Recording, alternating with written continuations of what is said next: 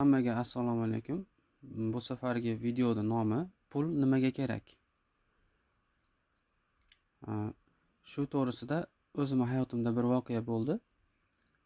A, Toshkentdan Andijondan Toshkentga taksiga chiqdim. Mendan tashqari yana 3 ta odam bor. Shofir. 5 kishi yo'lga chiqdik. Pul haqida gap ketdi. Kimdir Toshkentda o'zida 10 million topar ekan. 15 milliongacha pul topar ekan. Kimdir Qozog'istonda ishlaydi ekan. Kimdir yana boshqa yerda. Xullas, shofir endi taksist O'zbekiston ichida yurib ham yaxshi pul topar ekan. Lekin pul to'planmaydi, deyapti. Shu haqida gap ketdi. Oraga men ham qo'shildim. Qachonki pul ishlab topsangiz, hamma pul ishlab topadi dedim. Har doim pulni to'plab borish kerak. 15-20% kamida to'plab borish kerak topgan pulingizdan desam, bittasi aytdi, "Xo'p", dedi, "siz o'zingiz to'playsizmi?" "Ha, to'playman men." "Qayga olib borasiz to'plab", deyapti. "Go'ringizga olib ketmaysiz, baribir u yoqqa o'tib ketasiz, deyapti. "Pulsiz ketasiz, o'lib ketasiz baribir", deyapti. Keyin hammasi 4 ta odam shofir bilan qo'shilishib meni prikol qilishni boshlashdi. "Ha, pul to'plab bunaqa, pul to'plasa bunaqa, bizda to'planmaydi. Akam so'rovdi, berib qo'ydim, ozgina to'pladim. Bermaysizmi siz? Akangiz qiynalib tursa bermaysizmi?" deyapti. Uni aka-ukani qiylanishi darajasiga bog'liq. Agar och qolib ko'chada qoladigan darajada bo'lsa, unda berishga majbursiz. Chunki to'g'ri kelmaydi bu. Musulmon odamga umuman to'g'ri kelmaydi. Yaqinlari och yurishi, ko'chada qolishiga qarab turish bu bo'lmaydi-da endi. Odamgarchilikka ham to'g'ri kelmaydi.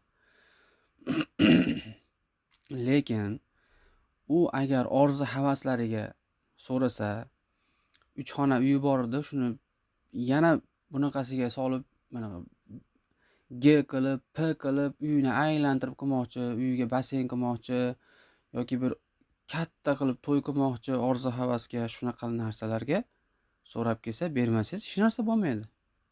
Hech narsa bo'lmaydi bermasangiz. "Yo'q, meni hozir sharoitim yo'q", deysiz.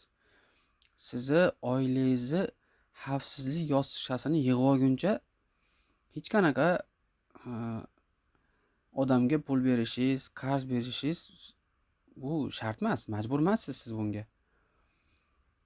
Keyin ana shu odamlar adreslarida o'zlarini manzillariga yetib tushib qolishdi.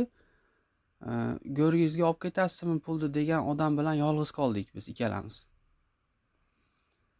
U ham Qozog'istonga ketayotgan edi, men ham Qozog'istonga ketayotgan edim. Keyin so'radim. "Hozir", dedim, "Qozog'istonga o'tsangiz, yo'lkiraga, boshqaga bir borib olib, joylashib, ish topib ana qilishga pulingiz bormi?" desam, "Yo'q", dedi. "Pulim yo'q", dedi. "Bo'lmasa qanaqa qilib u yoqda tirikchilik qilmoqchisiz?" desam, "Meni kutib oladi ish beruvchi", dedi. O'zi chegaradan kutib olar ekan.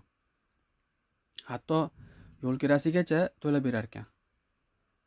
"Xo'p, yaxshi", dedim. "Agar hozir", dedim, "ish beruvchingiz bilan kelisholmay qolsangiz", dedim, "u sizni tur yo'qol desa, qaytib kelishga ham deyarli pulingiz yo'q ekan. Mana nima uchun kerak pul", dedim. "Pul u o'lib ketganingizdan keyin emas, mana shu tirikligingizda kerak bo'ladi to'plab qo'ysangiz", deb tushuntirib qo'ydim keyin. "Qarang, siz bilan meni farqimni", dedim. Ko'pchilikli paytda ularga gap topib bera olmayotgandim. Men gapga usta odam emasman o'zim. Prikol qilib pul haqida deb gap uchirishdi, indamay keldim. Yolg'iz qolganda "Go'ringizga olib ketasizmi?" degan odamga aytdim keyin. "Siz bilan meni farqim, hozir meni cho'ntagimda $2000 pulim bor", dedim. "Bu meni xavfsizlik yostiqcham. Sizda bir tiyin ham yo'q. Borasiz, ish beruvchingiz kutib oladi. Mabodo ish beruvchingiz bilan kelisholmay qolib, uni kayfiyati o'zgarib qolib, sizni ishingiz yoqmasa, bo'ldi, ko'chada qolasiz. Men borsam, ish beruvchiga yoqmay qolsam, kelisholmay qolsak, o'zimni xorlamayman-da. Shunday chiqib ketib boshqa yerda yashashga 7 oyga yetadigan pulim bor ekan dedim. Oyiga $300 dan rasxod qilsam, oilam bilan 7 oy yasholmayman. U paytda. Hozir endi u pul bilan $2000 bilan ishlamasdan 7 oy yasholmaydi.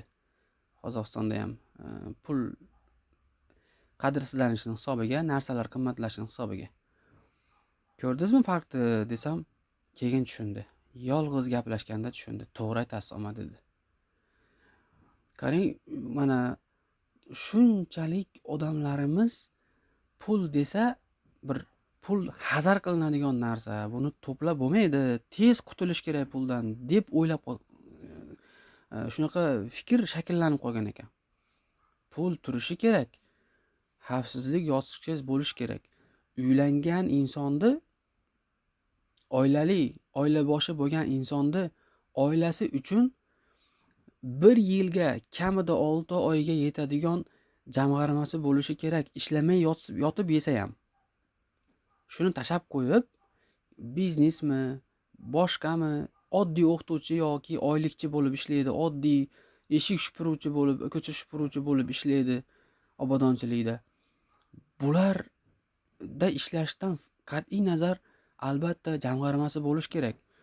Jamg'armasi bor erkak oilada lider bo'la oladi.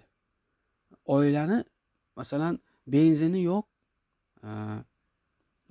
traktor pritsepini tortolmaydi. Yoqilg'isi yo'q. Salyarkada yuradi-ku traktor. Pritsepni tortolmaydi. Bu lider bo'la olmaydi. Buni itarib yurish kerak orqadan. Keyin yuradi. U yordamchilar sizni tashab qo'yadi. Masalan, 1-2 marta bo'ydoqligingizda, yoshroqligingizda 1-2 so'm bergan qarindosh urug'ingiz pulingiz yo'qligida sizga oilangiz bo'lgandan keyin oilangiz bilan qo'shib baqmaydi-yu sizni. U aqlga ham to'g'ri kelmaydi. Sop-sog' odamsiz. Kasal bo'lib qolsangiz, boshqa bo'lsangiz, bir qanaqadir boshingizga balo kelsa, unda boshqa gap. U mayli. Lekin sog'lom bo'lib turib, pul ilmini bilmasdan, pulni tejashni bilmasdan, kelgan pulni ishlataversangiz, bir kelajakda asqatar bizga degan pulni jamg'armasangiz, unda lider bo'la olmaysiz oilada. Hozir bo'lib ham hayot yengillashib ketgan, zamon tezlashib ketgan paytda birinchi bo'lib ko'yni soviydigan xotiningiz bo'ladi. O'zingizni eplolmasangiz, masalan, qiyinchilikka sizni bilimsizligingiz tufayli pul haqidagi ilmlaringiz, tushunchalaringiz yo'qligi tufayli oilangizni qiyinchilikka tiqib qo'ysangiz, birinchi bo'lib umr yo'ldoshingiz sizni yomon ko'rishni boshlaydi. Yoki yomon ko'rmasa, u birinchi glavniy rolga chiqishni boshlaydi. Masalan, u ayolingiz misol uyda o'tiradigan bo'lsa, siz qiyinchilikka kirib qoldingizmi, pul topolmay qoldingiz, vaqtincha u 5-6 oy, 3 oy, 2 oy uyda o'tirib qoldingiz, pul topolmay qoldingiz, nol edingiz, jamg'armangiz yo'q edi, u ko'chaga chiqishni boshlaydi. U harakat qilishni boshlaydi. Qachongacha o'tiradi-da misol uyda deb o'ylaydi. Qachongacha qiylanamiz, menda imkoniyat bor deydi. Ayol kishi ko'chaga chiqib ishlashi, keyin siz shunaqa bo'lib yana ashi o'zingiz bilimsizligingiz bilan yana tushgan chuquringizga qayta tushaversangiz, ayolingiz oldida, qarindosh urug'laringiz oldida obro'yingizni yo'qotasiz. O'zini o'zi eplolmaydigan bir shuddi yo'q odam deb o'ylaydi sizni. Mensimay qo'yadi, hatto qarindosh urug' ham. Shuning uchun birinchi bo'lib oilangizda o'zingiz lider bo'lishingiz kerak.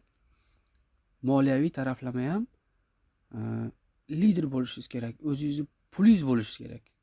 Hozir pul asosiy narsa emas, yashashdan maqsad pul emas, lekin pulsiz juda ko'p narsalarni hal qila olmaysiz. Pulingiz bo'lmasa och qolishingiz mumkin. Shuning uchun pul bu hayotda eng kerakli resurslardan biri. Hozir havo, suv, yana boshqa narsalar, produktlar, insonga ozuqa beradiganlarni qatorida shu pul ham bor. Shuning uchun albatta ishlab pul topyapsizmi? Yoshingiz 15 dami, 14 dami, 50 dami yoshingiz? Oldin to'plamagan bo'lsangiz ham bundan buyog'iga pul to'plang. Albatta jamg'arib boring. Zamon o'zgardi.